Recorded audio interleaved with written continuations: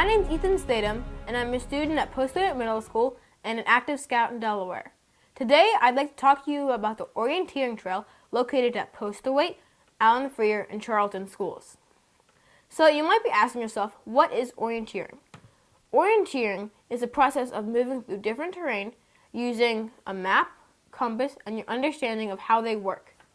This is like the difference between drawing and tracing. With drawing, you actually learn the subject, but with tracing, you're just following directions. Orienteering can help people by getting them to notice the real world around them and not just looking at pixels on a screen. More research is proving that spending too much time on screens can result in causing problems with health, relationships, and attention spans.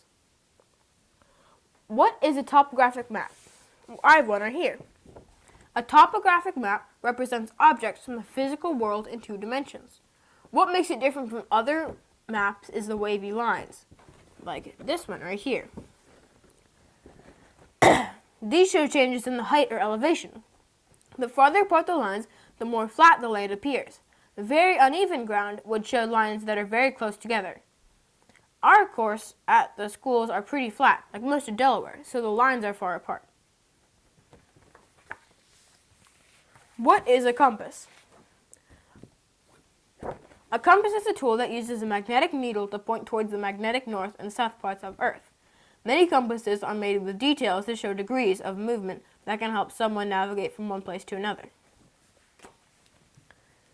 So, here are the sign markers that you will see across our course. You will aim for these signs or markers. The size may change, but each one has a couple of things, including an explanation, right here, the CR and Scout logos, the marker number, a QR code, and a letter to be written on your scorecard. The easy course has 8 of these sign markers, while the advanced course has 12. So, as you move from sign marker to marker, you'll want to have a scorecard like this. Your teacher will have one for you, and it can also be downloaded by following the QR code on any of the sign markers. Use the card to record your name and date. The card will have a tip or clue for each of the sign markers along the trail, like these. Write the letter for each marker you visit. Keep track of the starting and finishing times of the course.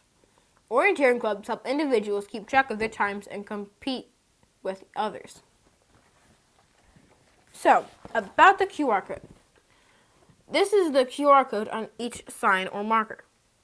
It will take you to the community section of the CR District webpage and allow you to download important information about the orienteering course, such as the scorecards, maps, and printed sets of orienteering directions.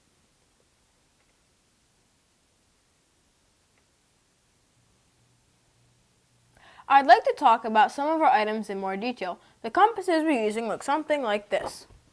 The large circular part is the dial, right here.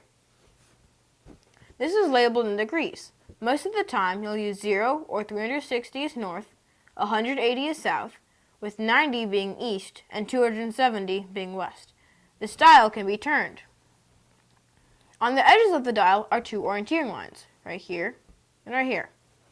We'll use these lines to help travel from sign marker to sign marker.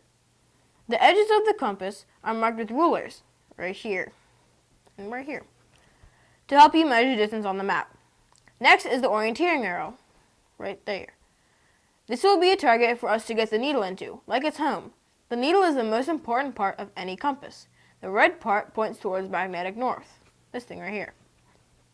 Whenever the red magnetic needle is inside the orienteering arrow, we call this red in the shed.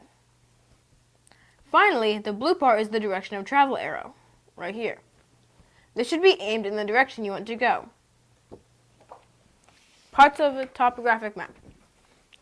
Our topographic maps are very much like other maps. They have a compass that points to the north, right here. This has already been adjusted for something called magnetic declination. I'll talk about that shortly.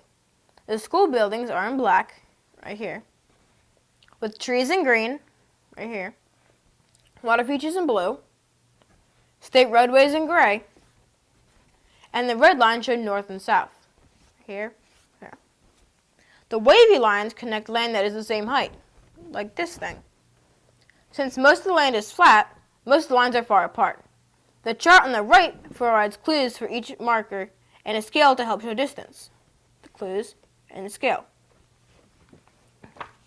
The directions card. Another item you can download from the orienteering page is a directions card. It provides a short refresher of instructions for using a compass and map to move from sign to sign. The main tool for orienteering is the compass. Here are some things to know about using a compass.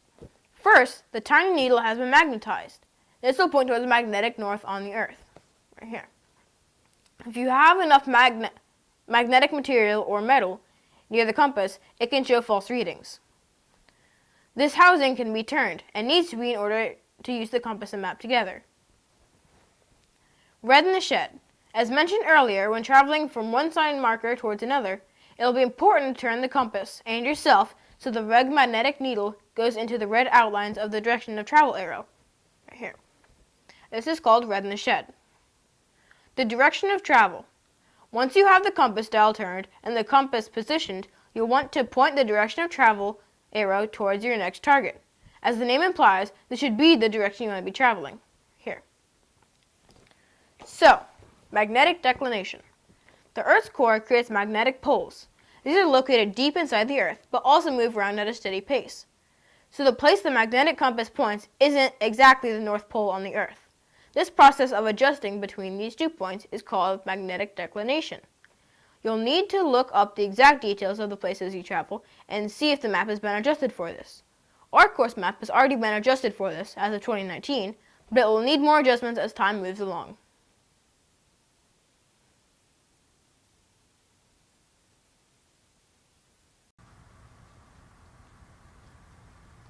Alright, so we're at the outdoor classroom right now, and we are at the first marker for the easy course, and the advanced course is over there.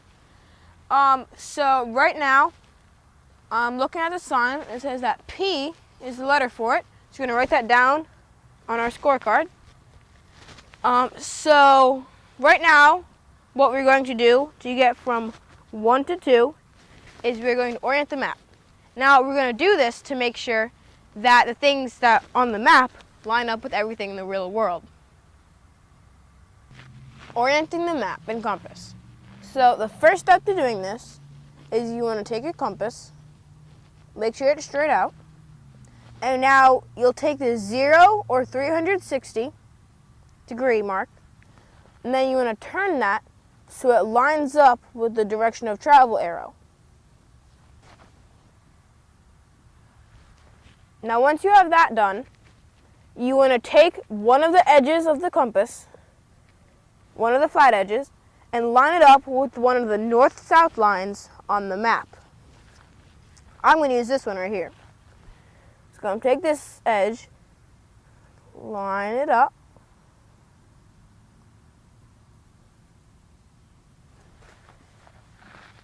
so it's lined up like that.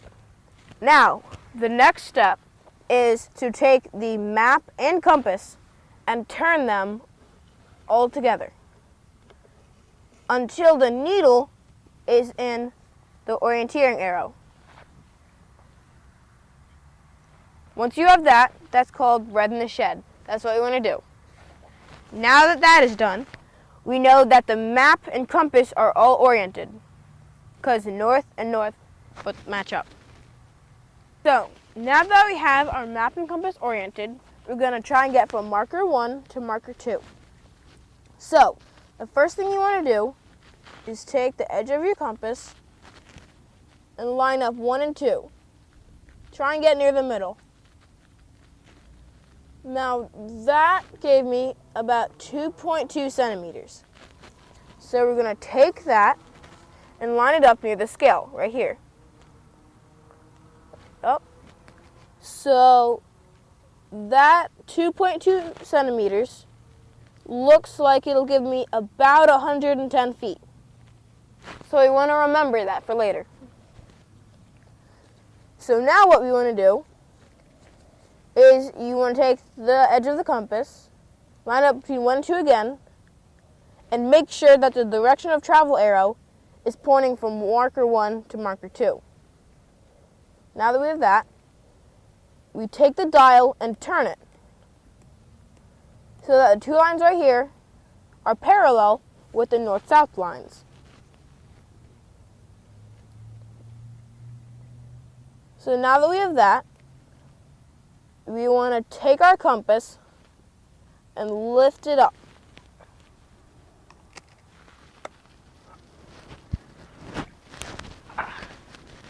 So now that we have our compass, you want to get near marker 1 and aim your compass so that red is still in the shed. So that is saying that I should go about this direction. So now we want to remember that 110 feet that we got last time, and we want to walk 110 feet that way. Now I already paced out my steps, so one step for me is about 3 feet, but you guys might be different, so make sure to measure that. So now I'm going to walk 110 feet that way.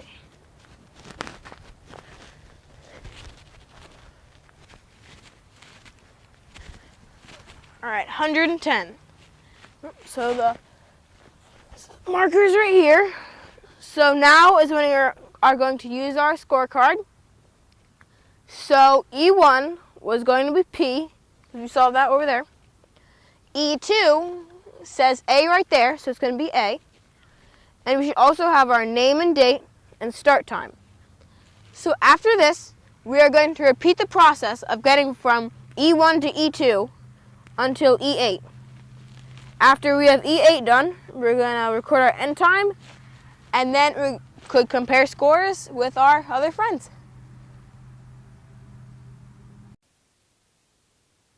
So now you know that orienteering is the process of using a compass and map together to get from one place to another. It can be challenging, but with practice it gets easier. Individuals and groups can take this to the next level by contacting larger orienteering groups, such as Orienteering USA. You can get to them at www.orienteeringusa.org. Well, I hope you enjoyed learning about orienteering. Please grab some gear and a friend, get outside and have fun making memories in nature.